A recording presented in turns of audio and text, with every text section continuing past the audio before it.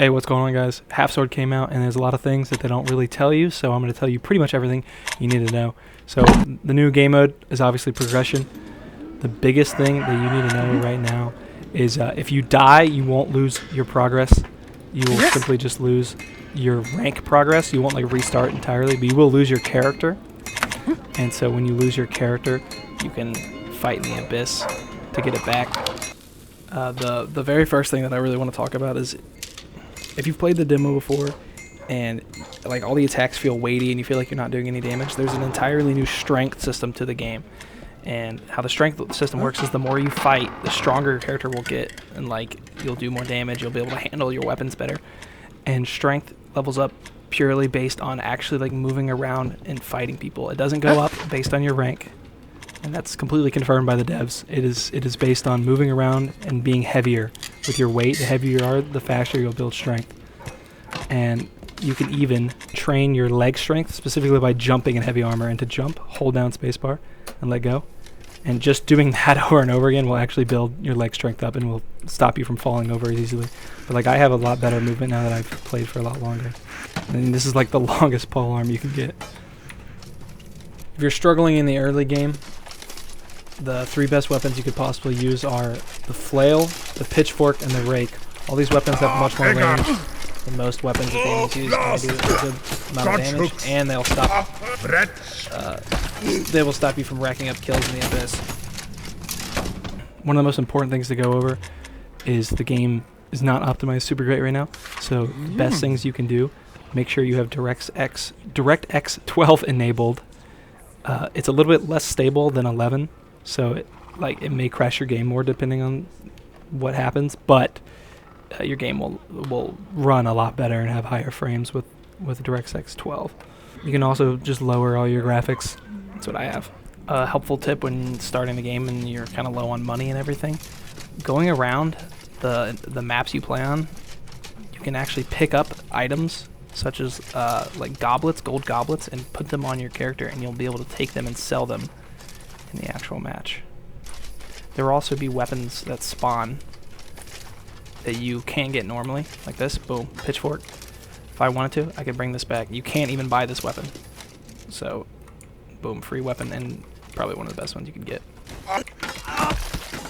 Oh, okay.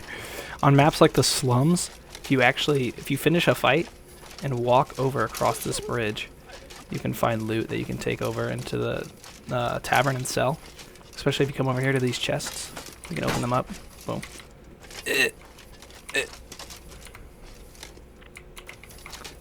There we go.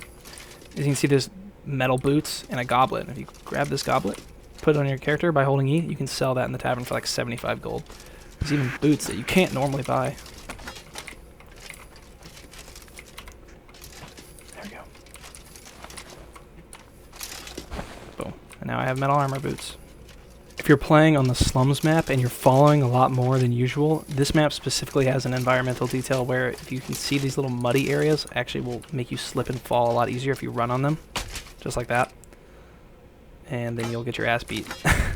So the best thing you can do is to stay on these little wood platforms right here, or stay in like the grassier areas, like on the sides or at the top. So I can run through this wood really easily, and I can stay up here pretty easily. But as soon as I go towards that mud, you'll slip a lot easier and fall. Some new important gameplay features. When you start a match, if you're not holding your weapon and you leave the match, if you drop it and leave the match, it will not stay in your inventory unless it's insured. So like if I dropped it and I left, I wouldn't keep it unless it's insured. But you can also pick up enemy weapons and in the match, and you will keep them. So like if you kill someone who has like a higher tier weapon than you that you can't even buy yet, and you leave with it, then you'll keep it.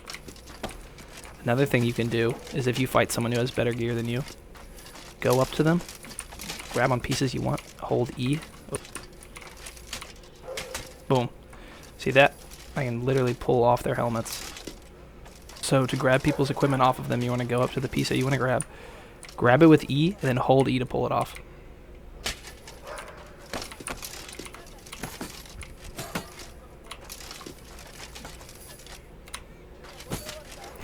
There you go.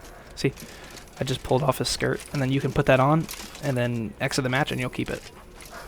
So that's also a very important feature. When forging weapons, it's kind of important to understand, like when you're making a weapon, that this is your balance point. I was kind of confused by what it was, but basically where the stick is at is where you're like most of the weight of your weapon is. So if I want to have my weapon more balanced towards my hands, I would lower it. And if you want to have a ton of fucking weight at the top, your weapon will swing and hit a lot harder, but it'll fall out of your hands a lot easier.